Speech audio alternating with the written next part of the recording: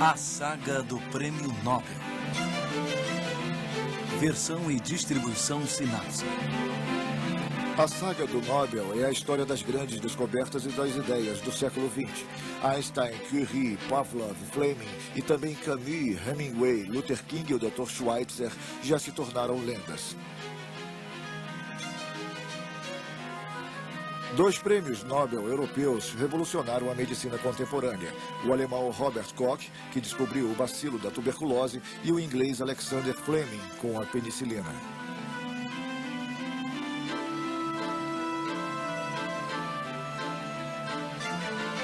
Da vacina ao antibiótico.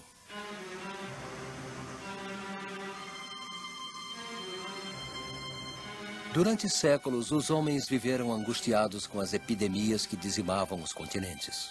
O pavor era ainda maior devido ao mistério que cercava essas calamidades.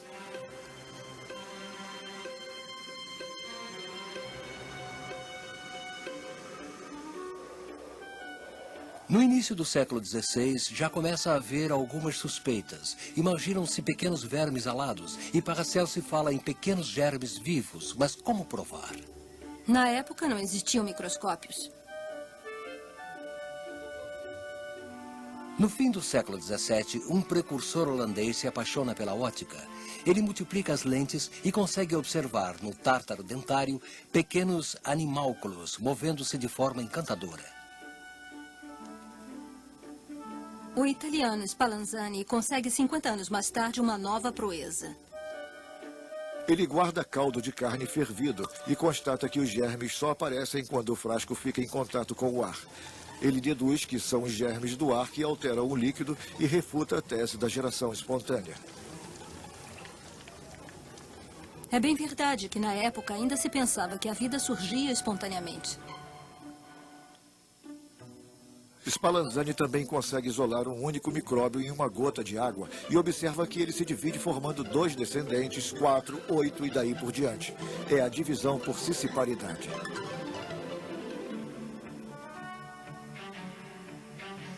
Mas estas descobertas vão ficar adormecidas até a invenção do microscópio quase um século depois.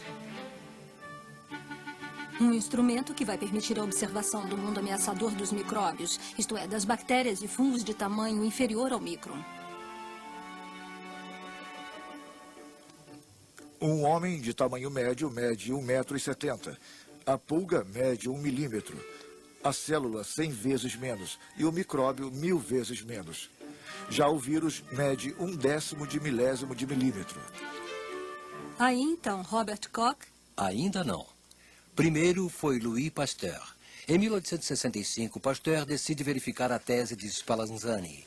Ele estuda as fermentações, o açúcar das frutas que se transforma em álcool, o vinho em vinagre, o leite que coagula. Em um balão de gargalo longo e sinuoso, ele coloca um caldo de matéria orgânica que ele aquece. Como o ar frio é atraído pelo ar quente, os germes penetram no gargalo, mas por causa da curvatura, não conseguem atingir o caldo, que fica intacto, sem mofo. Pasteur vira o balão para que o caldo se misture com os germes. Ele o devolve à posição correta e constata que logo aparecem mofos. Germes invisíveis a olho nu pululam na atmosfera e se alimentam das matérias orgânicas. La génération spontanée, je la cherche depuis 20 ans. Dans l'état actuel de la science, la génération spontanée est une chimère. No mesmo ano, quando estudava uma doença do bicho da seda, Pasteur demonstra que o contágio é uma realidade. Ce qui cause l'épidémie, c'est la médecine et son personnel qui transporte le microbe d'une femme malade à une femme saine. É uma revolução na história da medicina.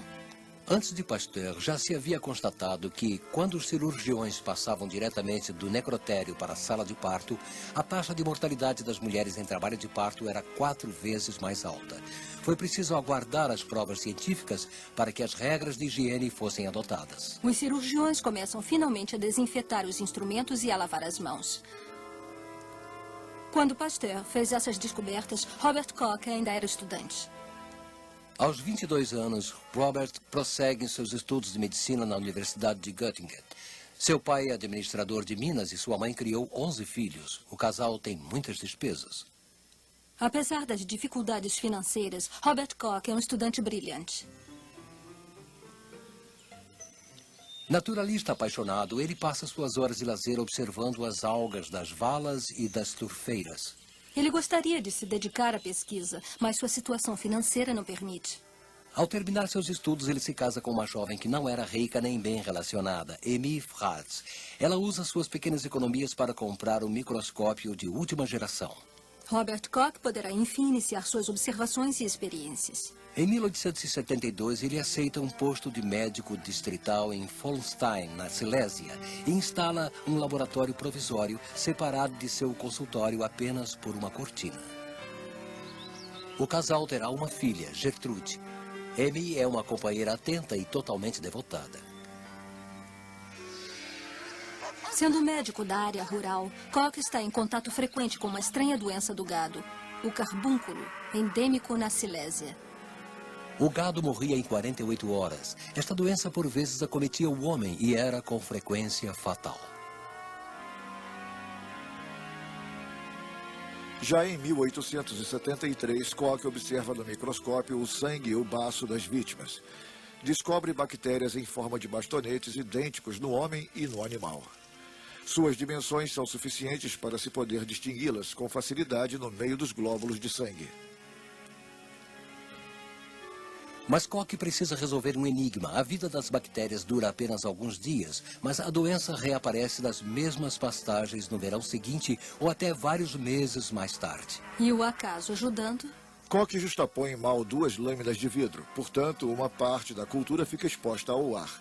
Ele constata que, sob efeito do oxigênio, as bactérias formam filamentos longos arrematados por pequenos grãos. Quando as bactérias morrem, os pequenos grãos permanecem intactos. São os esporos, que, como todas as outras sementes, são capazes de germinar depois de vários anos.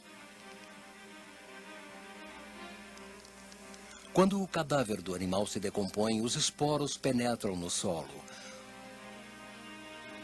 Um outro rebanho poderá ingeri-los quando estiver pastando naquele local, meses depois ou até depois de vários anos. Koch resolve o enigma. São os esporos que transmitem as bactérias do carbúnculo para o animal sadio.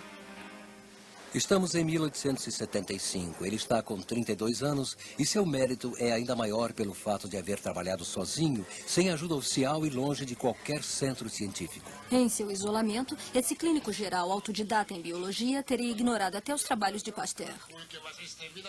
Pasteur, ao contrário, já teria ouvido falar das descobertas de Koch, quando em 1877 ele passa a estudar o carbúnculo. Em maio de 1881, Pasteur observa que as bactérias do carbúnculo perdem a sua virulência quando expostas ao oxigênio do ar. Ele decide então fazer uma experiência. Ele pega 2 grupos de carneiros. No primeiro grupo, ele injeta as bactérias enfraquecidas. Estes carneiros continuam com saúde perfeita. A seguir, ele injeta bactérias virulentas nos 2 grupos. Somente os carneiros do segundo grupo contraem a doença. Como estes carneiros não receberam a injeção de bactérias enfraquecidas, não fabricaram anticorpos. É o princípio da vacinação. Milagre, Pasteur é aclamado por todos. Koch, nomeado para o Ofício Imperial de Saúde de Berlim, pode agora acompanhar os trabalhos de Pasteur. Quando os 2 cientistas se encontram em agosto de 1881 em um congresso de medicina, Pasteur parabeniza Koch por seus métodos de cultura. É um grande progresso, senhor. Mas Koch aceita mal a glória de Pasteur, que ofusca o brilho da sua. Ele se posiciona contra a ideia da vacinação, afirmando com certa arrogância que é impossível atenuar a virulência das bactérias. Pasteur demonstra o contrário, expondo pela primeira vez o resultado das suas descobertas sobre a vacinação. Koch contesta a confiabilidade de seu método. Ele diz a Pasteur: O senhor não é médico. É verdade, Pasteur era químico. Esta rivalidade entre os 2 grandes cientistas vai durar até a morte de Pasteur. Mas terá tido o mérito de servir como estímulo. Em 1882, Koch volta a ser o astro com a descoberta do bacilo da tuberculose. Pode-se imaginar a repercussão na Europa e no mundo. A tuberculose é a doença do século. Bild eines durch Tuberkulose zerstörten Lungengewebes.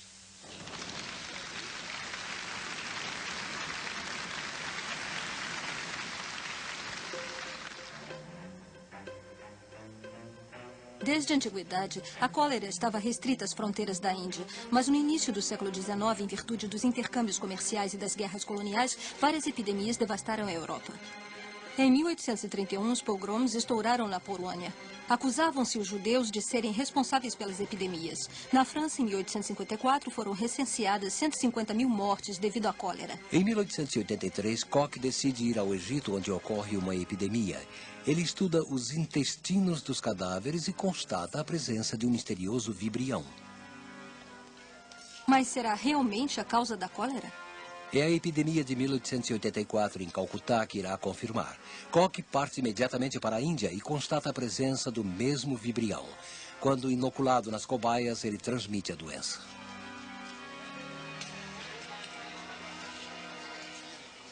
Quando retorna a Berlim, Koch é convidado pelo chanceler Bismarck pessoalmente para uma entrevista sobre suas experiências. Somente após a terrível epidemia de Hamburgo, em 1892, é que se descobrirá que a doença é transmitida pelos excrementos e pela água contaminada. Somente serão adotadas medidas preventivas. Em 1885, é a vez de Pasteur voltar a ser notícia com a vacina contra a raiva.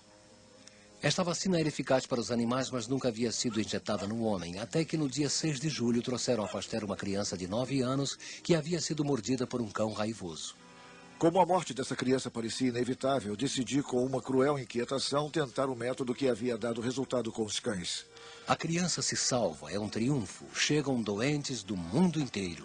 Pasteur, no entanto, não receberá o Nobel. Ele morre 6 anos antes da criação do prêmio, em 1895.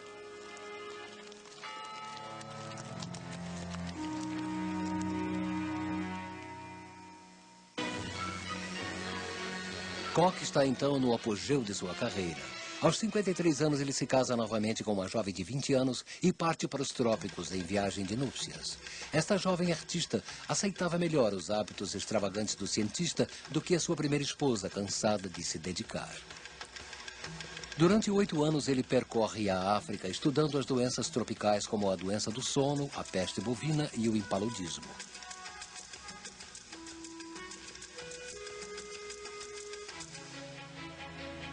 Em 1905, ele recebe o Prêmio Nobel de Fisiologia e Medicina.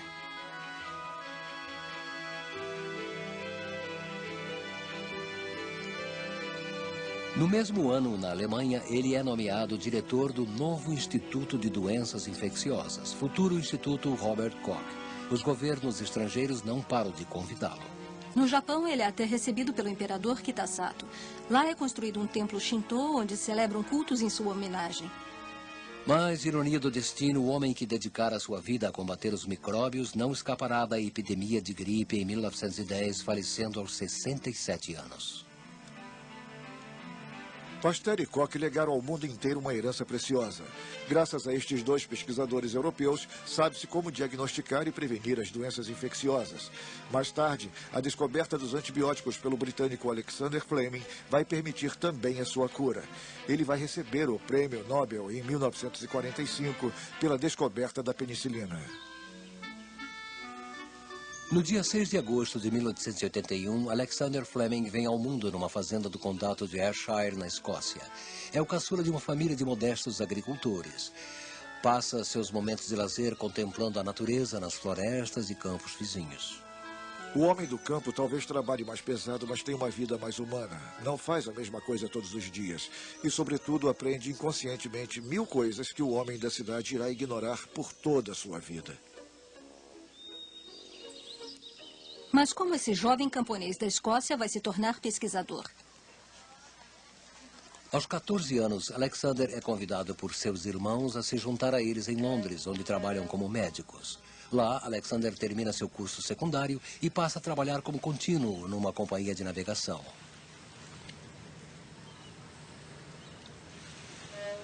É aí que a sorte lhe sorri? Ele está com 20 anos quando uma herança lhe abre as portas da universidade. Incentivado por seus irmãos, resolve fazer medicina. Decide-se pela faculdade do Hospital St. Mary's, depois de ter jogado uma partida de waterpolo contra a equipe da escola, cujo espírito esportivo muito apreciou. O acaso faz as coisas certas, pois ele encontra ali um eminente professor, Sir Almroth Wright, de quem se torna discípulo.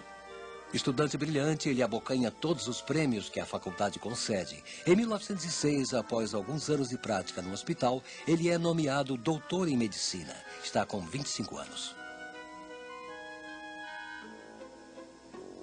Ele vai trabalhar no laboratório de seu professor e mestre, Armourot Wright, pelo qual tem profunda admiração.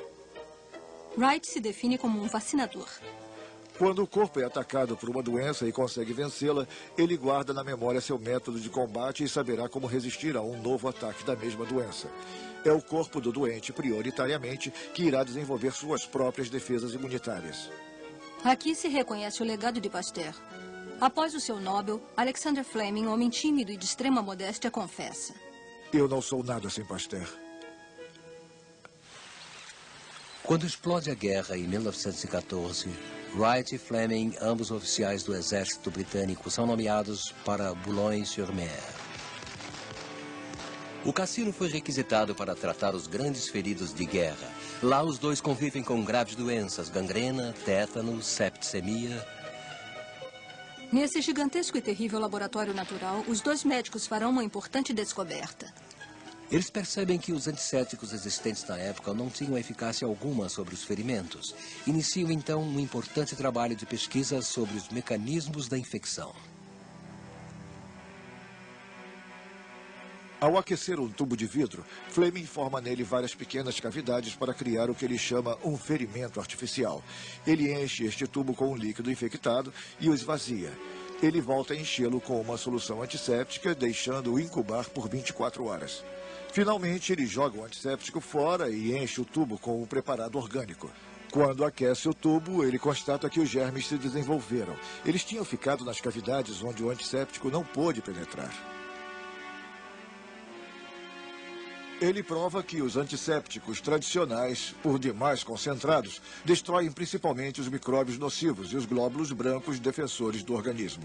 Quando estão pouco concentrados, eles destroem somente os glóbulos brancos e os micróbios que permaneceram ativos se desenvolvem facilmente no organismo sem defesa. Fleming e Wright preconizam que se limite o tratamento das feridas à limpeza com soluções à base de sódio, o que permite, por uma irrigação melhor da zona contaminada, que os glóbulos brancos exerçam seu combate. Apesar das repetidas recomendações, o mundo da medicina vai continuar utilizando esses perigosos antissépticos até a Segunda Guerra Mundial. Em 1918, Fleming retorna ao Hospital St. Mary's para o departamento de vacinas dirigido por Wright. Uma das suas missões é o aperfeiçoamento da vacina contra a gripe. Uma doença que havia provocado 22 milhões de mortes, ou seja, mais do que a Primeira Grande Guerra.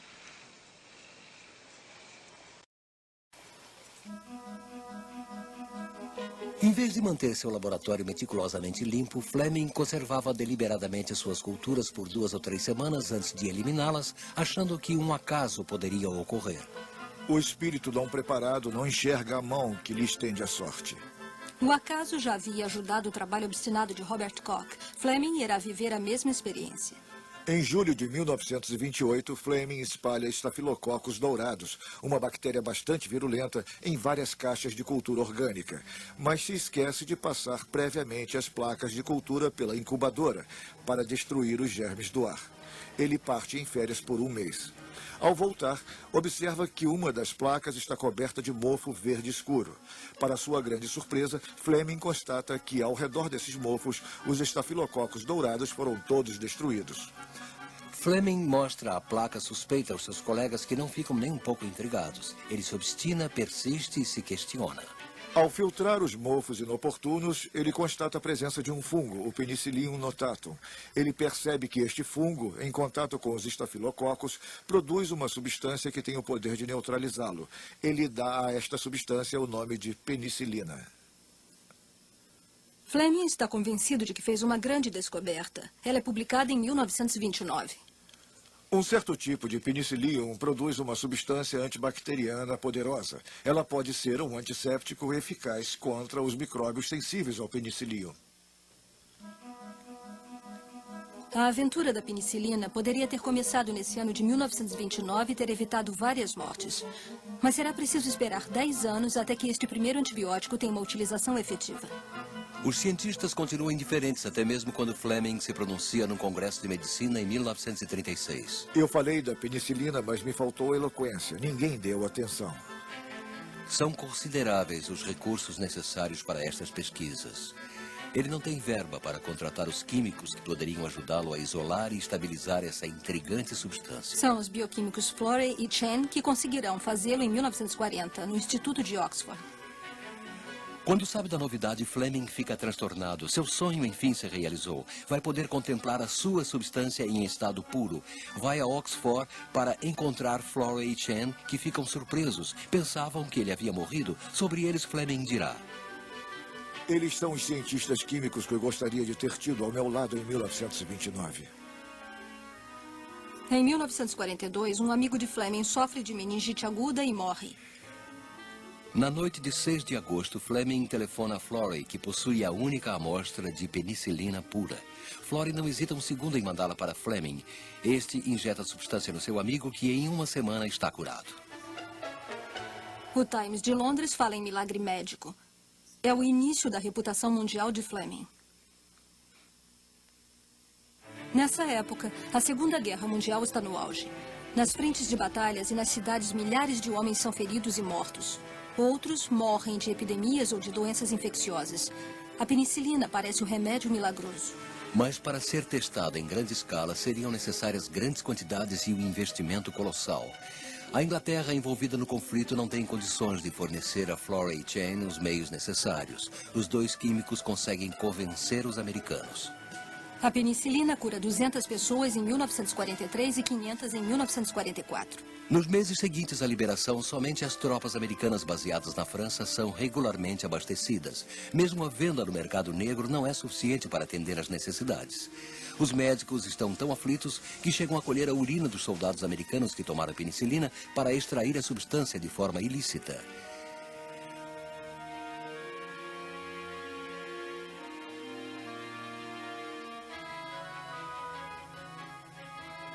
Quando Florey, Chen e Fleming recebem o Prêmio Nobel de Fisiologia e Medicina em 1945, a penicilina é considerada o maior medicamento de todos os tempos.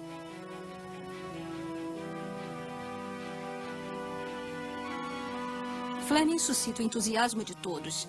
São muitos os títulos universitários, acadêmicos, condecorações e recepções. Eu lamento não poder me acostumar a toda essa agitação, mas acho que vou ter que me conformar. Alexander Fleming morre em 1955 em Londres, 10 anos após ter recebido o Prêmio Nobel. Antes de morrer, ele confessa com certo humor britânico: Eu jamais teria descoberto a penicilina nos laboratórios atuais, onde as regras de higiene devem ser rigorosamente respeitadas. Diferentemente dos antissépticos tradicionais, o antibiótico só destrói as bactérias nocivas e preserva os glóbulos brancos.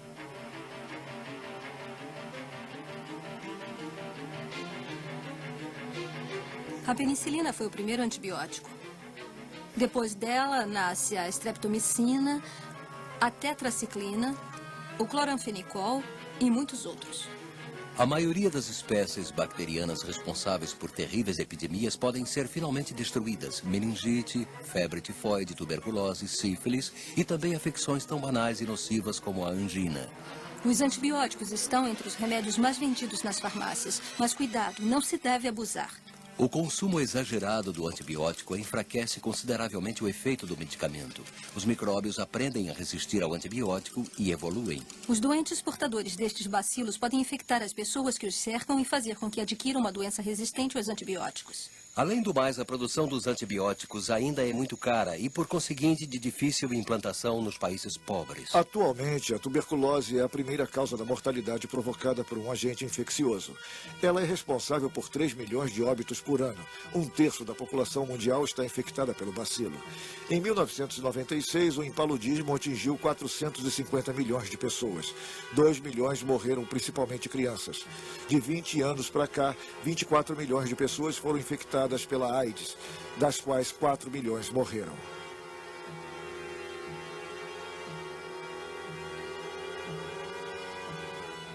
O planeta se transformou numa grande aldeia, onde as mudanças rápidas e frequentes facilitam a transmissão das doenças infecciosas. É imprescindível tomar providências urgentes.